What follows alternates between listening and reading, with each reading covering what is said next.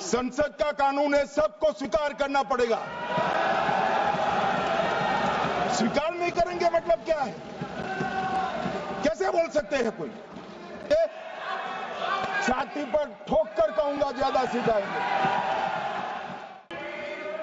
मान्यवर और कन्वर्जन कानून की बात करते थे और हंसते हंसते कहते थे कर्नाटक सरकार कन्वर्जन कानून लेकर आई है। सबसे पहला कन्वर्जन कानून उड़ीसा और मध्य प्रदेश में कांग्रेस सरकार लेकर आई है, मगर उस वक्त कांग्रेस सरकार तुष्टीकरण की नीति पर नहीं चलती थी, महात्मा गांधी के सिद्धांतों पर चलती थी। मध्य प्रदेश और उड़ीसा में सबसे पहला कन्वर्जन के खिलाफ कानून कोई लाया तो कांग्रेस पार्टी लाई, और मुझे गर्व है मेरी पार्टी की सरकारें कन्वर्जन पर कानून लाती है।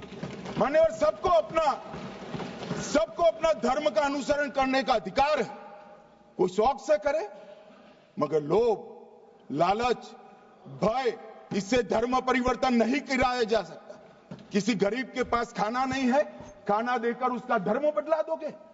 कोई थोड़ा कम पढ़ा लिखा व्यक्ति है, उसका धर्म बदला दोगे? ऐसे नहीं होगा मान्यवर। और आपने भी किए हैं कानून, आप नए नए आए हो, आपको मालूम नहीं है मान्यवर, इनको मालूम नहीं, अभी अभी आए हैं 5 साल से। ये कांग्रेस पार्टी ने कानून किए थे मान्यवर। अपील का प्रावधान भी हमने आगे बढ़ाया और गैर मुसलमानों के द्वारा दान की गई संपत्तियों पर, गैर मुसलमानों की दान की संपत्तियों पर वक्फ अधिनियम को हमने लगने से मना कर दिया। मानो उनके लिए चैरिटी कमिश्नर का कायदा है। ये प्रैक्टिसिंग इस्लाम, जो इस्लाम की प्रैक्टिस करते हैं, इसीलिए उसमें अधिकरण द्वारा किए गए किसी भी विनिश्चय का आदेश विरुद्ध, चाहे वो अंतरिम हो या फाइनल, इस पर अपील नहीं हो सकती। इसका मतलब अपील का प्रोविजन आपने रखा ही नहीं था। सिविल न्यायालय, राजस्व कोर्ट और अन्य प्राधिकरण, उसके अधिकार क्षेत्र पर भी प्रतिबंध लगा दिया और सरकारी अधिसूचना जो बाद में वक्फ बोर्ड और वक्फ परिषद के एडवाइस से होगी, इसको भी कोई चुनौती नहीं दे सकता। मान्यवर, मुझे ये बताओ कि अभी अभी फैशन है संविधान लहराने की, ये संविधान के हिसाब से सरकार का या किसी भी निजी संस्था का कोई भी फैसला मान्यवर कायदे की कोर्ट से बाहर कैसे हो सकता है?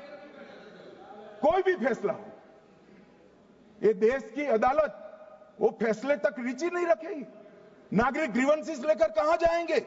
जिसकी भूमि हड़प कर ली गई वो कहां जाएगा? ऐसा नहीं चलेगा।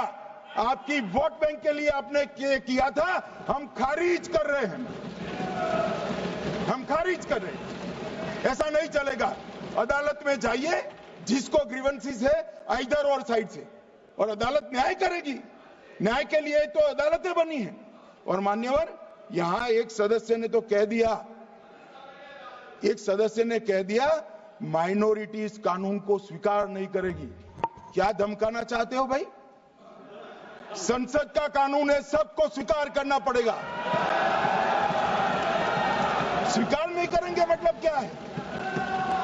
कैसे बोल सकते हैं कोई? हम कानून को स्वीकार नहीं करेंगे। ये कानून भारत सरकार का है, हर एक पर बंधन करता होगा और इसको स्वीकार करना पड़ेगा। मान्यवर, ये हमने तो खैर वक्फ को छेड़खानी नहीं की, वक्फ बोर्ड और वक्फ परिषद के अंदर बदलाव किया है, मगर वक्फ के लिए भी क्या क्या जजमेंट आए। 13 में अन्यायी कानून आया। भाई करने, थोड़ा शांत हो जाइए।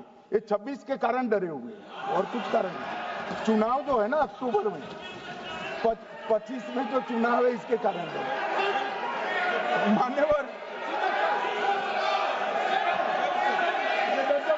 भाई बैठो।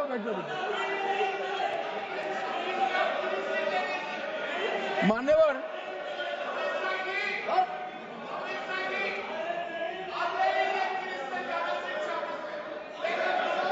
बैठ जाइए। बंगाल में आकर कहूंगा ये राजनीतिक हिसाब किताब का अखाड़ा नहीं है, छाती पर ठोक कर कहूंगा ज्यादा सिखाएंगे।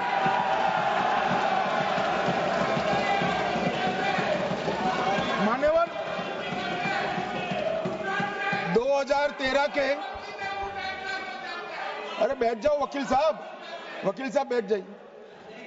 मान्यवर 2013 में जे वो भी रिपीट होने वाले हैं। मान्यवर 2013 में बैठ जाओ। मान्यवर 1913 से लेकर 2013 तक 1913 से 2013 तक वक्फ बोर्ड का कुल एकड़ में भूमि सब वक्फ का मिलाकर 18 लाख एकड़ था। मेरी विनंती है सभी सदस्य इसको ध्यान से सुनिए। 1913 से 2013 तक 18 लाख एकड़ और 13 से 25 तक एक कानून बनने का परिणाम क्या आया और नई 21 लाख एकड़ भूमि बढ़ गई।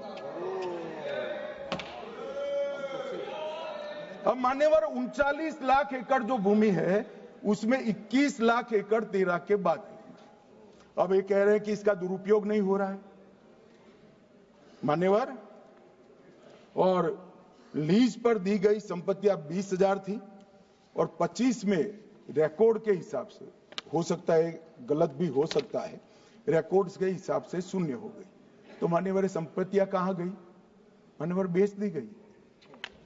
किसकी संपत्ति से, किसकी परमिशन से बेचा?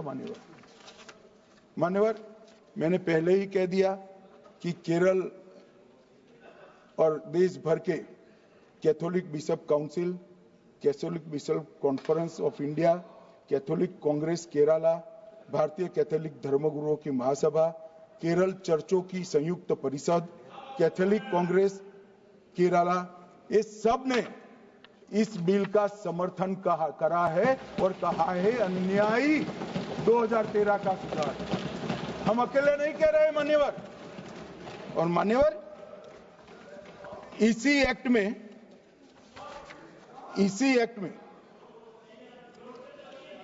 हमने एक बात कही कि जो योगदान था वक्फ बोर्ड का वो 7% से घटाकर 5% कर दिया। मान्यवर अब ये जो कह रहे हैं ये मुसलमान भाइयों के हित में कह रहे हैं जिसका विरोध कर रहे हैं या अहित में? अगर 7 से 5% हमने कम किया तो ये कहां जाएगा?